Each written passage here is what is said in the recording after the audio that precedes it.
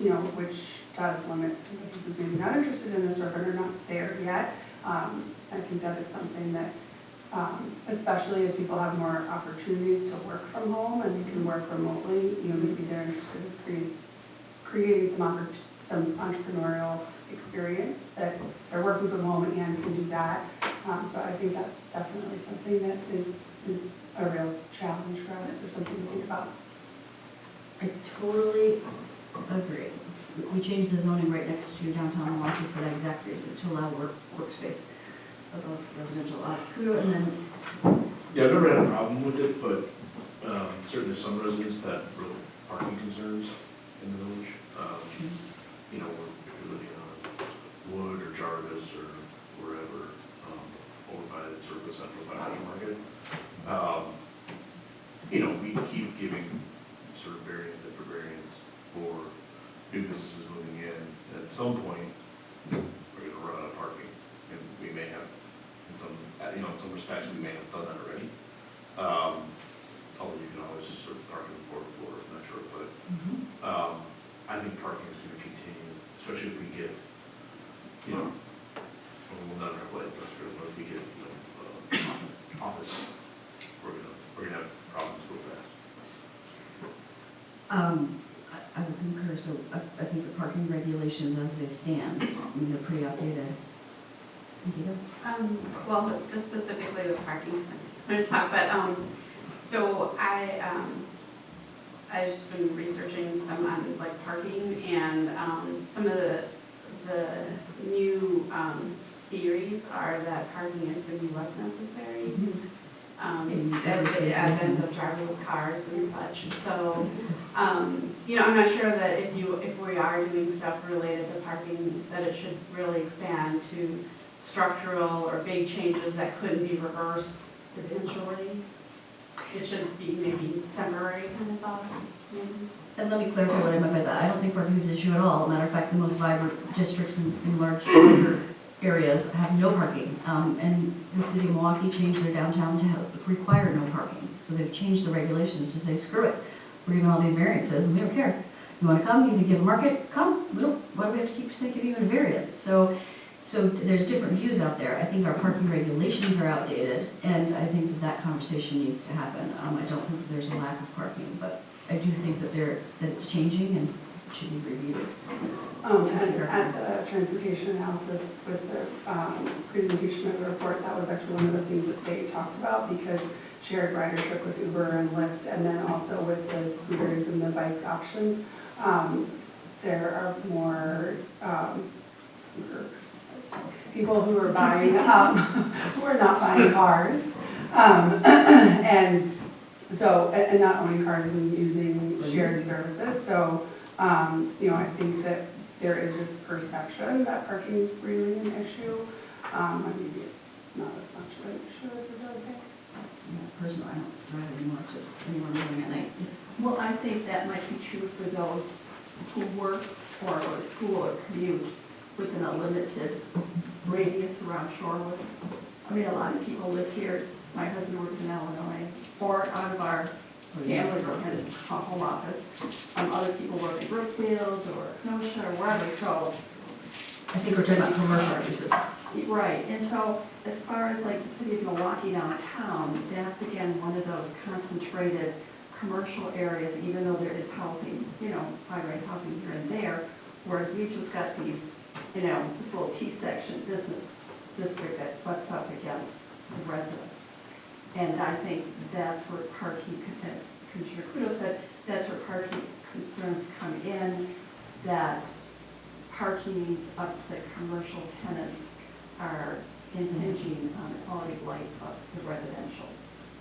Which I think we're looking for time to get from the residents. Right. Which way to promote that? We should do that. We can review the parking regulations, don't we? We should do that too. That's what I mentioned. Yes, but I also say that, as far as like working from home, there are no zoning restrictions for that. And I know a lot of graphic designers who work from home. There are.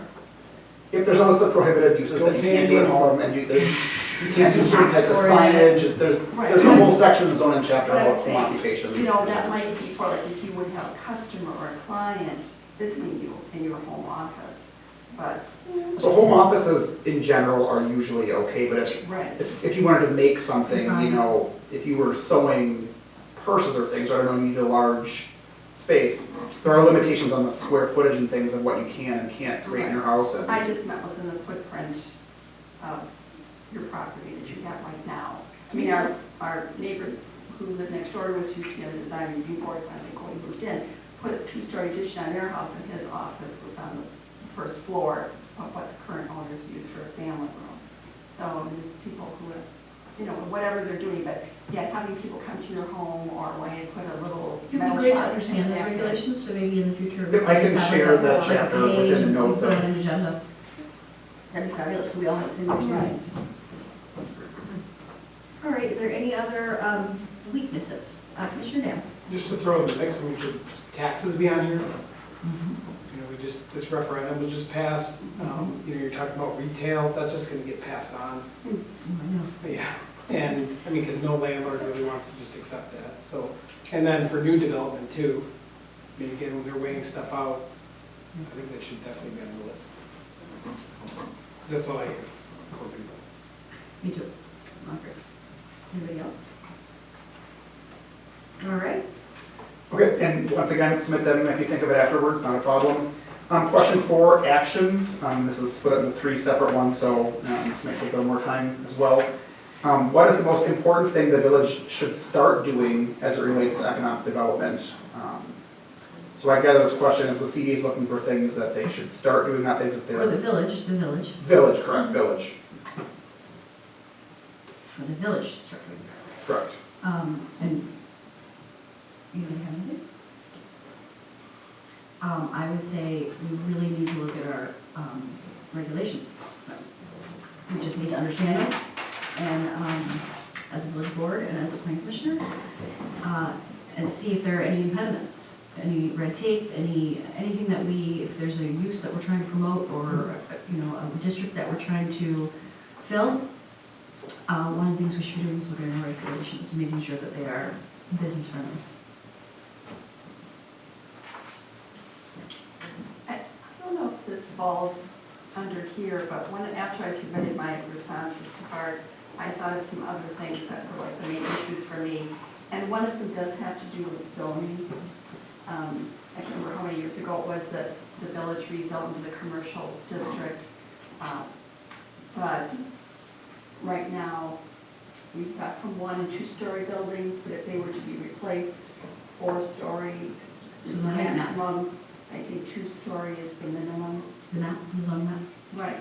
And I mean, some of the most charming buildings in Shorewood are just 1 story. Maybe that's not the best use of space, but like when it comes to the east end of Capitol Drive, Oakland and Downer, that's zoned for 4-story. And I mean, I've heard a lot of complaints about what the Kensington and Oakland business districts, even though it's a nice redevelopment, the effect it's had on the neighboring communities.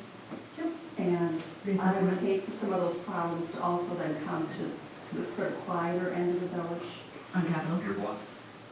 Well, not just my block. It is I mean, quieter. they redid the zoning on, I think it was Stoll and Capitol, it was like a huge sign and. So a block away from your block? There were- I know. I don't disagree, it's quieter down that way. Yeah, there were residents at the time who objected to 4 stories, and so their corners were, you know, taken out of that mix. But that, and I also want to make sure that, Yours might not.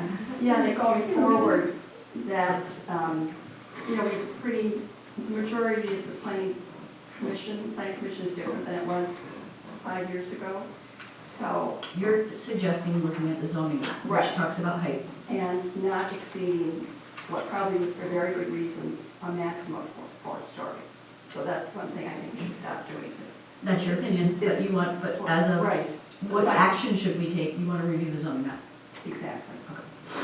Well, I think with that, we should look at other communities and what they're doing. We can't sit and constant state and expect to be thriving if the change with the times. So let's look what everybody else is doing too. We spent a lot of time, for whatever reason, in Cedarburg the last month shopping or whatever, and that is one community where you can park in one spot, walk back and forth to the whole district, and I see more people there than I do on the streets at Shorewood, even in bad weather. So every community has its own character. Commissioner Patel. So yeah, I related to that, but I don't think, I don't know if it counts as the most important thing, but I definitely think character is really lost in Shorewood. And I don't think it necessarily even has to do with size so much as an aesthetic, like it's really lacking in this, like a cohesive aesthetic. I'm gonna just let you know, that's what you do in the zoning code, Okay. and we're in charge of that. Yeah, so I feel like looking at a cohesive aesthetic and the bedroom communities, I think that do the best in attracting. So what would you say that, it's reviewing the regulations that deal with, in the zoning code, it's not aesthetics, it's something else? Like I said, a question, are we talking about public realm or are we talking about private development? Because there's kind of two ends Well, to there's that. public realm of private development, it's called the outside. Yeah. Sure, but what I'm saying is, we do have a cohesive, like, streetscaping. Are you talking about the streetscaping, with the light poles and the bricks and the No, plants and I'm stuff? talking about So you're talking about commercial private- development. Yeah. Right, the public face of the private development. Yes. Yes. There is. So we do have commercial design guidelines that perhaps could be reviewed as Or part they can be of. put in the zoning code. Right, well, and I'm gonna say it, form-based code, and I don't want to Thank lead you. anyway, I'm not trying to lead anyone here, but like, You don't believe me, I'm all there. right, a lot of, current planning guidelines would ask that certain elements be included, right, whether it's visibility or activity, so. Or even just, I'm really thinking simply like on an aesthetic level, it feels like when you're driving down Oakland, it's like visual diarrhea. Everything is just totally different. Well, that's- and there isn't. But that's what I'm asking him, because Yeah. I think we lack Like form-based uniform regulations. signage in our or code. just like more tightly regulated what each business can do so that it's not just, I feel like that even about the parklets, each place gets to just do however they want to design theirs and then it just lacks in uniformity as you drive down and it's visually. But what I'm trying to get at is what's that action? Yeah. And I'm pretty sure it is, we do have commercial design guidelines and the DRB looks at them and it's case by case. In order to get that uniformity, you usually put things in your zoning code. And a lot of places, as Director Art has said, are updating their zoning codes to add form-based regulations into them so that you get more uniformity on what your community wants. More than focus on the use, they focus on the design. Is that correct? Yeah, form over use or style, perhaps. In the 50s, they started focusing on use, and now they're more focused. The trend is, Commissioner Klein has said, if you look at trends in planning, that's where they're going to. But I think that's what you're expressing. Commissioner Carpenter, and then Sort of to piggyback on that, I think really preserving what is left of the charming buildings, like the one on Oakland and Lake Bluff. So, if that were to be sold and potentially redeveloped, having the ability to say, we want at least the front, maybe they're going to build 4 stories behind it or, whatever that may be, but preserving that front, that front exterior so that there is that charm. Because I do think that that's something that is really important to our residents. And that may be some of in the zoning review of the zoning map, because it's the. I think that, the height variances, I think where a lot of people are challenged because it doesn't have that same charming feel. And maybe if it was done, kind of to Patel's point, in a more charming way, aesthetically, that might fit a little bit more within the character of the village. And that wouldn't be the map, correct? It's more of, you don't really care about the height, you're just talking about the facade of the building and the front portion, that is the. Yeah, those would be within each particular district. So the B1 district would have fenestration requirements or maybe whatever, access, number of doorways, material selection, things like that, lighting, Similar to what you're saying. right, awnings, screenings, things like that. And that's something you can take with. Yep, That would be that within is the the zoning code. What I just recognized, and I'm sorry, I'll bring it up in future agenda items, what I just recognized, and I love this discussion, is that I don't think we've ever walked through the zoning code so that all of us understand what we're in charge of, and that just might be a brief one meeting. I would enjoy it, because I don't read every single detail in our zoning code anyways, and I probably read a lot. But just to say, here's where things are regulated, and this is what you guys can change, if you want to as a group. We can definitely have that as part of the land use Doesn't discussion for mean- comprehensive planning, you know, as the current conditions kind of Or overview. just what is, what we, I guess. Two things, I just got a text from a resident who wanted to attend our meeting. She said the doors are locked downstairs, so you guys know that. Should hear now.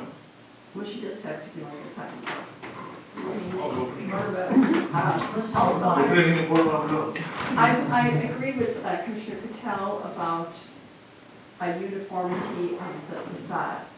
I mean, I know there's a well-known Milwaukee developer who did one building in Oakland and another one in Whitefish Bay. And if I look at them, I think the quality of materials used in Whitefish Bay was of a higher standard than what we require here.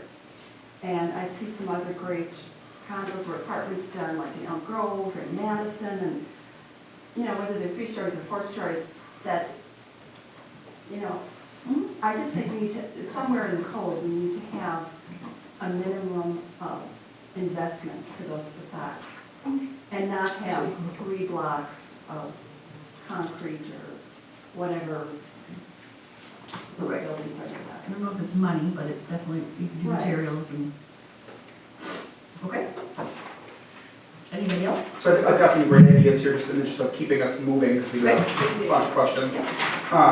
Number 2, and maybe we can combine with number 3, I don't know. Number 2 is what's the one thing the village does for the economic development, which it needs to do better. And then the third one is what should the village stop doing? So maybe just talk about those, but, so what does the village currently do which it could do better?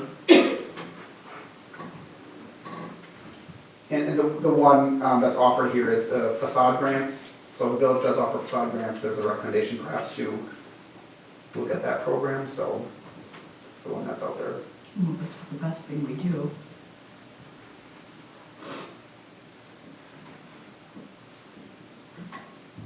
I think we have to go back to just fixing the zoning. I mean, if so much of what we're talking about as issues can be resolved through zoning, then I think we need to, and is that part of our job when we do the comprehensive plan, is to be looking at what the plan commission will looking at zoning code by code? Land use map, well, Are we gonna be doing that, I thought? not exactly.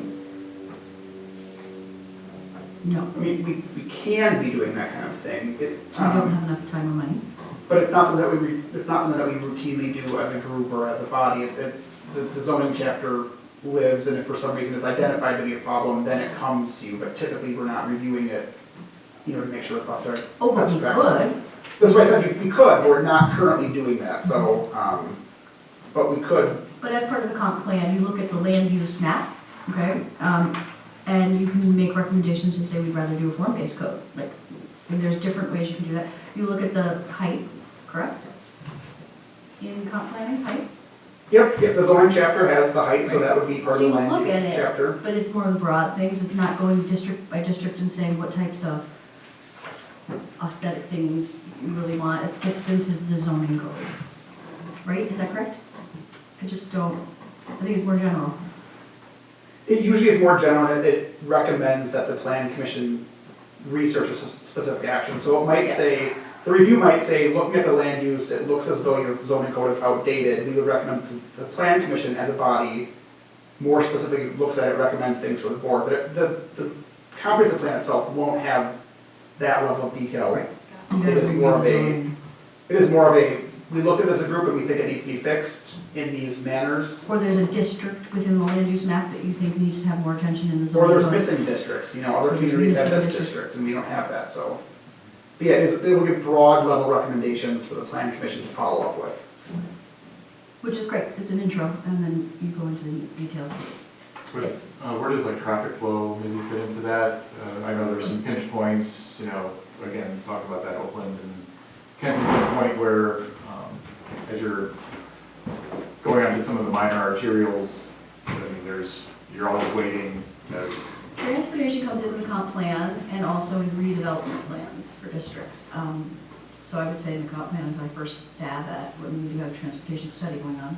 So the current transportation study does recommend a more involved review of, you know, whether it's new projects or resident complaints.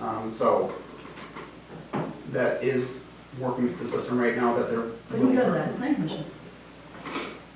Not necessarily. I think that'd be more of the board because the board oversees like where stop signs and things like that. Or It's that a redevelopment, doesn't come through plan commission. redevelopment plan goes. Right, if it's that, then then I would think that the plan commission would want to see a traffic study like we did for the daycare, right? We asked that they hire a traffic consultant to provide you with that information so that you could more closely look at it. Arterial, right. But it's usually done after that. It's not necessarily proactive, it's something that. No, you can do that. We do that all the time as planners. You make a recommendation, you start a redevelopment plan for an area, a pinch point, and you do it proactively. It doesn't have to be project by project. Right, if the village or CEA identified, you know, redevelopment sites, at that point you could proactively say, okay, this is the redevelopment site, but we think there's gonna be transportation issues, hire a consultant to say, if we developed X with X, what would that do to the area? So you could proactively do it before you, Right. you know, actively seek out that redevelopment. But it's usually based off of after you've identified the sites. Is that something you think we're doing, we can do better, is proactively plan for transportation? I think so. I don't know if it's actually hindering any particular developments. I see things that come up and it seems to be sort of like stopgap measures, like, oh, yeah, we need a four-way stop here. Yep. And rather than being planned for that point, or, you know, as certain things succeed, again, up by Oakland and Kensington, then it causes issues for the neighborhoods. And within the current study, obviously the metro market was one of the driving factors of that, and we've identified a lot of things that I think perhaps could have been identified before, you know, so if incorporating additional traffic or transportation issues within redevelopment plans is a recommendation, I think the plan commission could definitely recommend that be incorporated with any sort of timeline. Just for education purposes, there's two types of redevelopment efforts that municipalities go through. One is proactive, which is we're going to take down a freeway, or we know there's 3 lots here and they're vacant, and we want to make this a central district, or, you know, we want to redevelop it into something that's office generated or whatever. And they do that type of stuff proactively. They don't have a tenant. And then the second type is, and I've done both, but the second type is a developer-led, where they come to you and they say, we want to do X, and then you do all the studies to make sure, you know, that it's, so, but neither of them are bad or wrong, but they both exist, and so it just depends on which type you're doing. Just a quick question. So every door to this building is locked? Okay. All right. This is a public hearing, right? Yeah, public meeting. Well, the public here was supposed, the door definitely should have been open at 6:30. I don't know when, so our, Tony, village manager's office, they program it based on how big the agenda is. Yeah, I think he usually leaves it open for a good half an hour, 45 minutes to begin with. And at that point, if you're not in, I think they lock. It does vary meeting to meeting. Like We find out. I could definitely go down and reprogram it to be open right now if there's a concern for that. It's just gonna take me 5 to 10 minutes to do it. The public hearing is over, but yeah, it is a Still a public public meeting. meeting. And you're welcome to keep discussing it if you want to while I do that, but I am the one that has the code for that, so I could go down there and do it if you're willing to keep discussing it. I would do it, but it's not like home. Yep, and either you can take a recess or you can keep talking. Crystal can, you know, take on what you have. I'll be right back. Okay, thank you. I have a question. In the central business district master plan that the board adopted in 2015, they went through and or its predecessor and before it identified maybe a dozen or more possible redevelopment sites. Some of them, you know, would be off the table now because other businesses have moved in. But it was a matter of saying, you know, these properties are not fully utilizing their lots, and here's an idea about what a developer could do. That's step one. So, it has, besides the metro market, you know, Rowdy's development, do you think the village would be actively looking to say, hey, you know, to recruit the developer to say, like, you know, we've got, you know, these properties, but, you know, we're not that fond of them, and so what would you like to see here instead? I mean, So most municipalities, I don't know because I wasn't there, but I'll just let you know it's very common. So in a redevelopment plan, which the central master plan pretty much is because it's a district, and you would say, here are some sites that are underutilized. Doesn't mean that they're bad, doesn't mean the property. it doesn't mean the property owners are going to sell, it just means they're underutilized. Now, unless they've adopted a redevelopment boundary by state law, they cannot take that property. And so, from what I know, the central master plan, they never did that, which is, so you'd have to go to the next step and actually do certain things in order to take property. So they haven't done that. And many people just say these are underutilized, in their opinion, as a municipality, and if they ever redevelop, here are some uses we'd like to see, here's some form-based design that we'd like to see, like, again, if they're active on it, and some places are, like Menominee Valley, when the city of Milwaukee did the Menominee Valley, they were active that these are underutilized, this whole 20-something, 140 acres, but we definitely think these sites we need to take as a municipality in order to get the ball rolling. And so then they create, you know, state statute of how they take property, which is very difficult, stays in the courts for years. But in the central master plan, I think the intent was to cite them as underutilized, get some talk, get some ideas, and have people see that, and hopefully the market would pay someone to utilize, you know, like there'd be a, you know, it would speed things up. That's what we typically do as a municipality when we want attention on a site. But we have changed, and now that we have had some redevelopment, I don't know that the municipalities actively seek, I know that we're not actively seeking those sites, and so it would be great to review them and just make sure that, I don't think they say anything major. I just think they say they're underutilized, and it's uncomfortable when you identify sites that are in use, and you should be very careful when you do that, how you break it up. But I don't think I don't think the village, that in my knowledge, is actively pursuing any of that, or else it would go to the next stage. And we don't have the financial resources of the city of Milwaukee to do it. But we can take it. It doesn't matter, we can take it. Just be in the courts for a while. Or development, I make an offer too. Or a developer can do an offer, and we can partner with them. I mean, if it's in their master plan or redevelopment plan, I think we're more interested. So, doesn't mean we have to, just means we've pointed out that these are things that the municipality is interested in seeing and be not underutilized. Is that a good way to say it? Yes? So in terms of thinking of what the village would stop doing, Yeah. I think one thing that I think of is the idea, you know, the village has been looking at parks like Atwater Park and Beach for development. Yes. And looking at every space for Commercial use. development and usage, maybe we need to slow it down because it feels like there isn't, you know, and let some natural stuff happen versus constantly actively seeking development of everything. Because I don't think we have the infrastructure for developing all these things.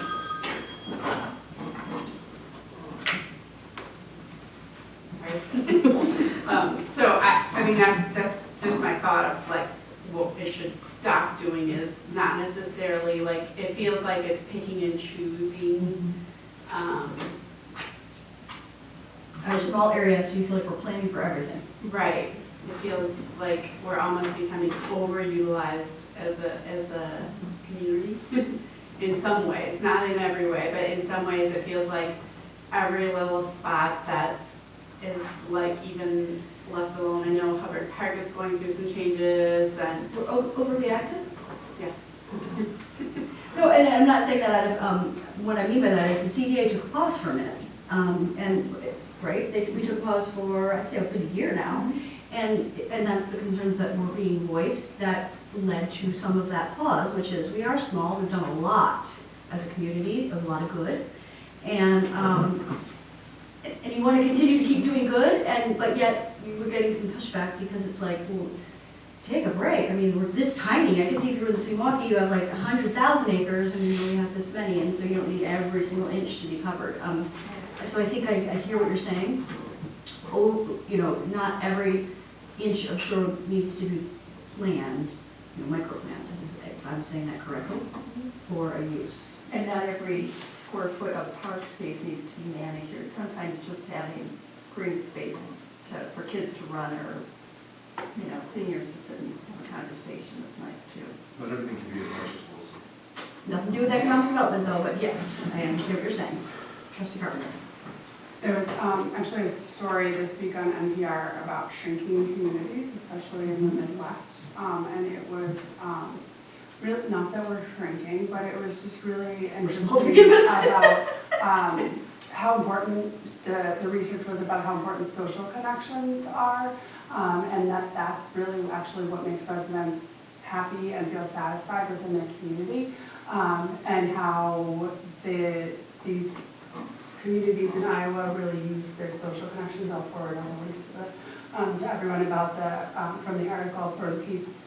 But it was just really interesting in reference to Shorewood, because I think, everything that we're doing is really important, but I think everyone in this room and almost everyone I know that is a resident of Shorewood thinks that the most important thing about Shorewood are the people who live here, and the connections that people have. And so I think as we're thinking about developments, the people connection piece of it is most important. The cornerstone, I think of, that little courtyard has that people connection aspect, and I think we could potentially utilize it better. And, winter is a very long season, but I think that needs to be sort of in the forefront of our minds always, is that people connection and how can we get residents to connect more and be more connected to the community.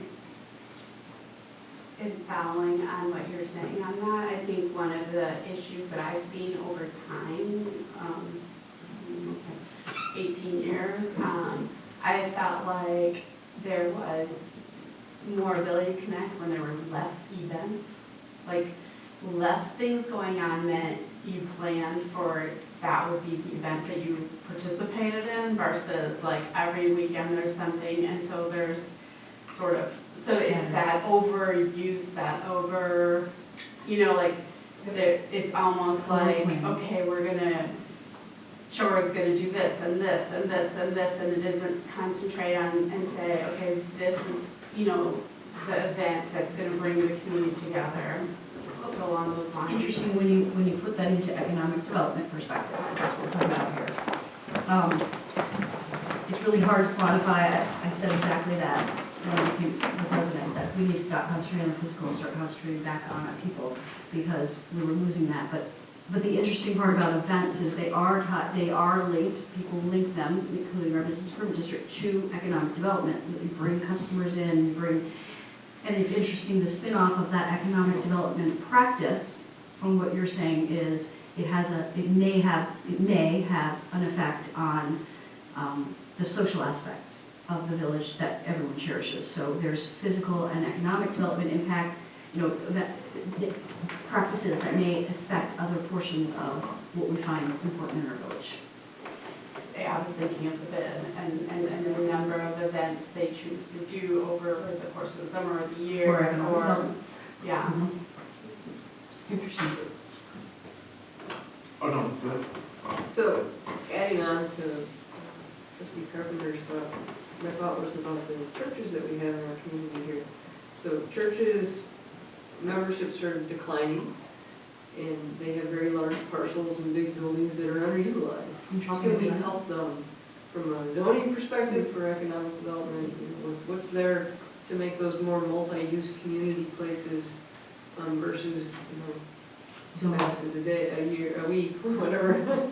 I never heard that, which is interesting, and it So would help help them just some of build those a community zoning room processes. that anybody can use, and more groups can meet, more types of groups, more people connection.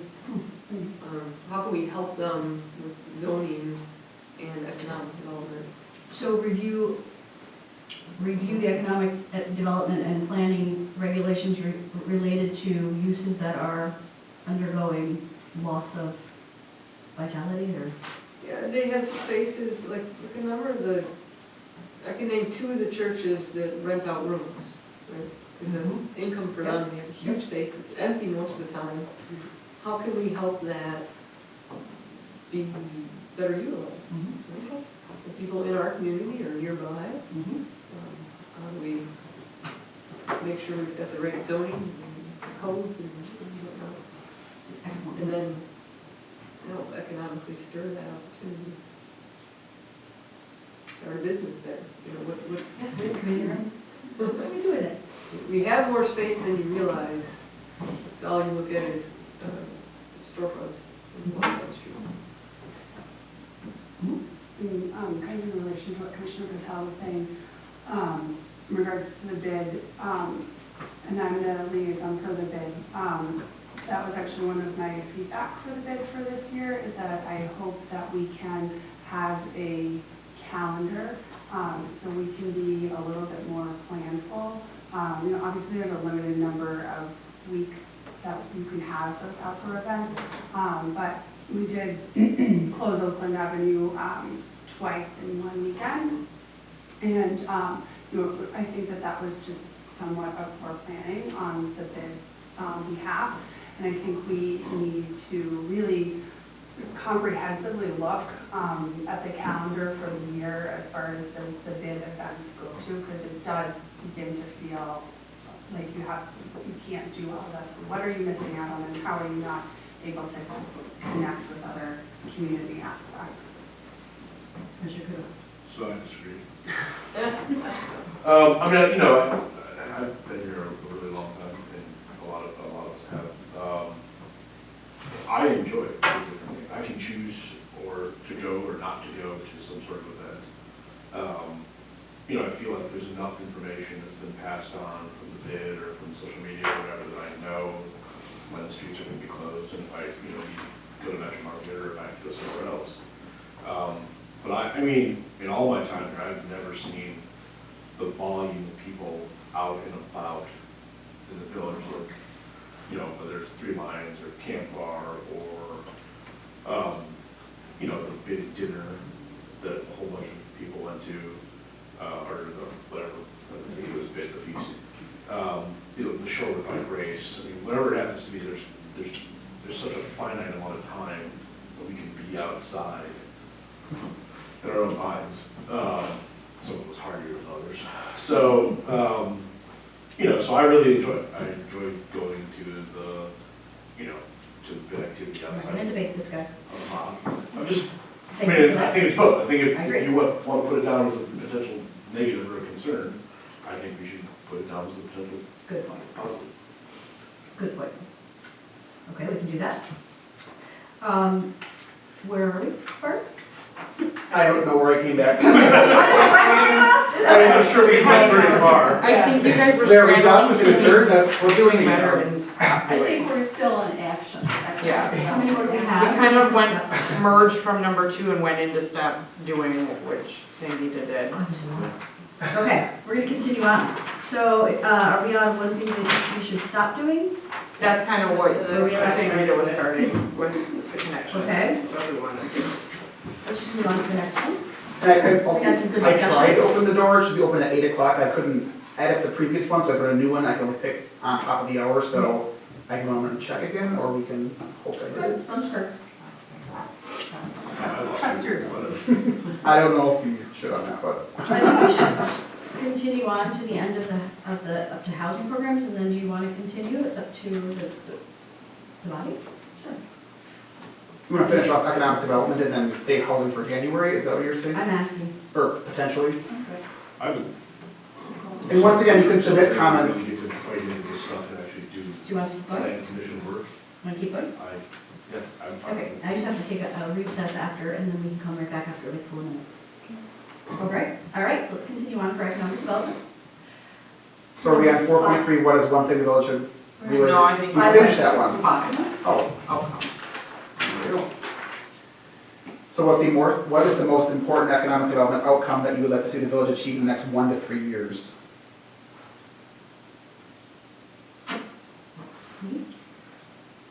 Economic development. And it doesn't hurt to think of these in conjunction. The next one is 4 to 10 years. So this outcomes, short-term, long-term. How far away? I have an idea. Well, it depends what you label economic development as, but okay. I mean, I would like to have a more cohesive village. I mean, I would like to see us, if we're gonna define ourselves as a veteran community, I'd like it to be closer to like a Cedarburg version. I like to see like what is the vision we have and move closer to it. I don't feel like we're lacking in what is it, what we're going for, and then it's all over the place. Like, to me, if I think, okay, veteran community, the one I would pick in our surrounding areas, one to go towards would be Cedarburg. I like the activity of that. I like the character. So all of those is, and then funneling back into things like zoning, things. So more cohesive, unified character in the community through regulations and incentives, or whatever it may be, through whatever, government planning. Right. Right, having a cohesive plan and then adapting our zoning so that that plan can take shape without having to drive people to come here. Without incentives. Right, okay, well, that's different than what you said, but okay. Sort of the question, when are we closing, when's the tip close? Which one? It's fine. The main one, TID 1 is 2021, so soon. They can be kept open for one more year if the CDA wants to make it on the board for affordable housing.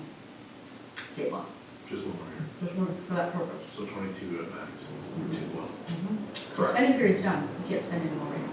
It's been done for a year. We keep it open just to make sure you have enough. Yes. Do we have to decide, or somebody have to decide if we are gonna be a bedroom community or two? And you brought up getting more office development here. That is correct. So during the comprehensive plan, you decide where you want to go with your community. And you look at what is, and people, that's a really, bedroom community, some people feel is a derogatory name. I mean, they don't take lightly to that because it's like, no, we're more than that, you know. I say it out of love because we have a lot of housing and not a lot of commercial and industrial. So depending on, and a lot of people say we need more lunch places. We can't support lunch places or else we have more lunch places. So, so if you really are willing to take a look at what we are, and if we want to see a change based on what we want to attract, then you would change your outlook, your vision in your comp plan, and you would, your strategy for CDA, for incentives, your strategy for regulations, your strategy for retail recruitment, for the bid, that would all happen during your planning efforts. So that's the benefit of the planner. So people have never know what planners do, right? But planning has such huge benefits to become cohesive in your efforts that follow from multiple agencies. It's not just, you know, the village, it'll be multiple agencies that should follow it. And so that's where you would make that change if you wanted to.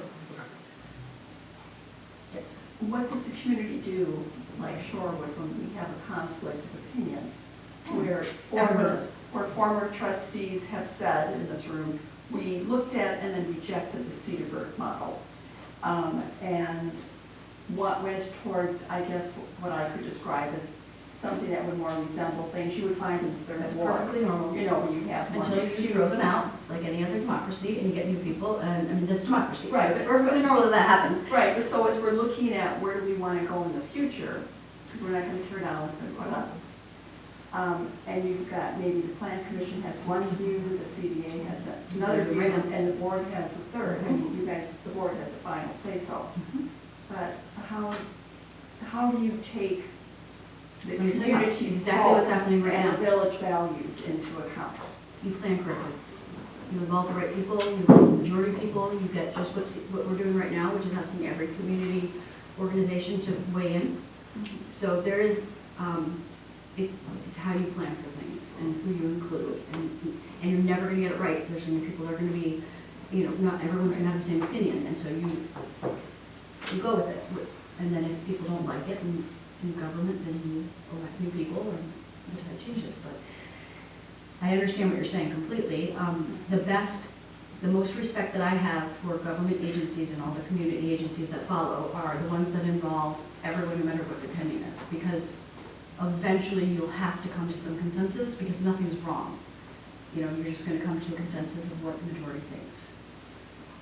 So, but right now, we're just discussing like at the plan commission, right? That's right. It's going back to village, and And then the you can as a village resident- board will say, here's what you really have to work on. And they'll come back to us as, here's what we really work Yes, on. the village, like I said, I really appreciate the consultants that are working with the village and CDA right now, because this was their suggestion, and I have high respect for it. They said, you could sit there and talk all you want with CDA and your members and have people input and focus groups, but why don't you go to the agencies that you also have impact on economic development, even if they know it or not, and ask what their opinion is as that committee. And then it gives you so much more, because our commission may say, we want to focus, we think the village should be focusing on regulation, just say that came out of this, rather than incentives. And then CDA says, we think, but then the village board can consider all those. So I think it's really helpful that everyone's getting that voice. Anyone else? It's the only outcome I've heard so far is a more of a cohesive character. Okay.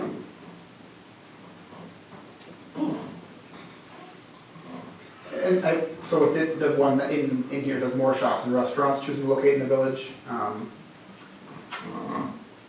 it says that we keep the live-in taxes, so rents fall and the village becomes more attractive as the all up in that. So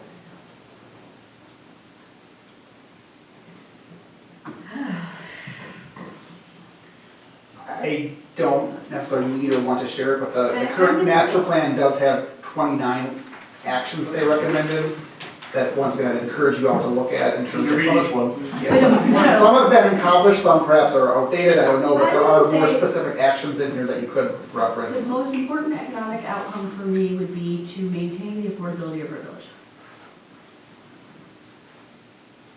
Define affordability. Mhm. Yes. Well, trustee and Commissioner Carpenter has mentioned that we have this diverse range of residents and so did Commissioner Patel. We have renters, we have old people, young people. I think that does separate us from like a Whitefish Bay, like from other communities. I think that's what people, besides the schools and walkability, the third one is the diversity of residents that people really like about or value about Shorewood. And so I feel it's going to be very difficult, at least I've heard and I've seen, to keep that diversity if affordability of the housing stock, more than commercial, but the housing stock continues to rise, whether it's actually the housing stock or if it's taxes, either or, they go to your mortgage bill. And so I think it's important that we keep that range, for that range of people, affordable to everybody. And so it doesn't mean every house has to be under a certain amount, it just means that the lower level is maintained so we can keep the renters and the elderly and the populations that don't have the highest incomes. Yes. I guess for economic development, I've heard the number one thing that I hear, I think that Commissioner Lakeland said, is taxes. And so, I know our property taxes, on a monthly basis is almost as much as our mortgage, and I don't think that, excuse me, that I'm unique. So, I'm not sure from an economic development standpoint how we affect that. I feel like that is a budget challenge for the village as well as the school district and the other taxing entities.